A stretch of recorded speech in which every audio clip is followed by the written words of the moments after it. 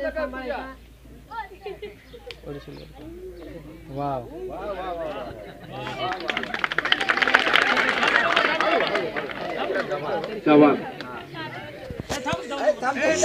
इकडे इकडे इकडे घाबरू नको.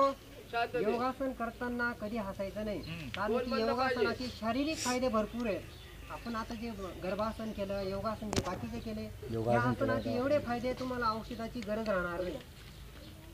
कारण गर्भासन जर केलं तुम्हाला भूक लागेल, पोटातल्या कुरम्या मरतील, मोठे मोठे आजार दूर होतात. म्हणून योगासन करताना ना पूर्ण मन लावून योगासन करायचं. बघा त्या मुलीने करून दाखवलं, सगळ्यात कठीण आसन केलं, बाकीच्या आसनांचा हिशोबच नाही तिच्या पुढे.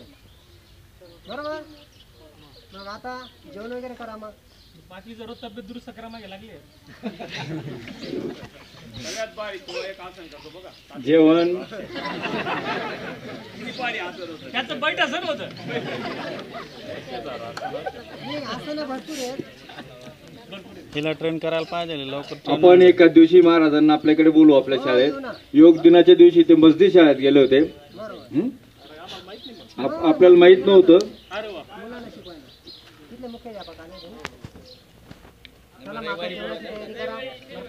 जेवणाच्या